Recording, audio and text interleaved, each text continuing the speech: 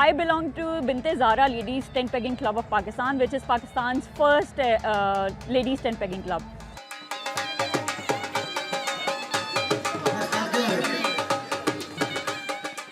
I've been riding since 1.5 years professionally through this club. I named him Shehzada. He actually is a prince. Tent pegging is a Punjabi sport and I'm also Punjabi. I think it's in my blood. I'm also an artist and that's how I got into riding. So I paint only horses and mostly realistic horses. So what issue I was having was that I was not connecting with the subject I was painting. So I decided to get into riding. Once I got into riding, it's been 3 years I've been riding. When we go to the start, the horse and the rider, both of their heartbeats get fast. So when the rider's heartbeat is fast, the horse feels it. And if the rider is nervous, the horse will get, automatically he will get nervous.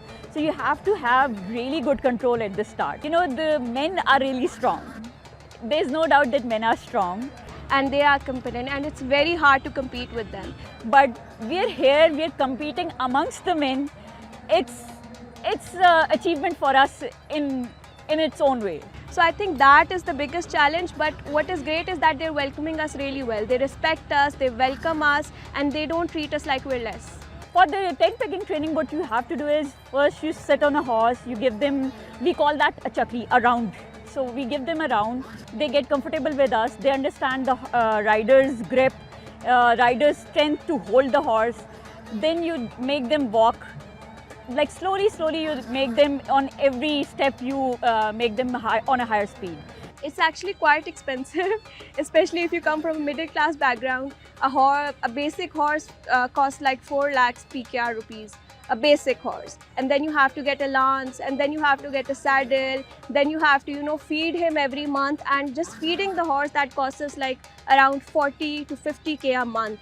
There's no age limit in this game. There's no, no job that is restricting you. I myself is a working lady and I take out time from my job. I give a lot of time to my horses. My message to the women out there who have passions such like these, I think you should come out. In the end, what I've observed is that there are many supportive people. For example, I right now don't own a horse. So my teacher has been really supportive. He's been giving me the horses to run.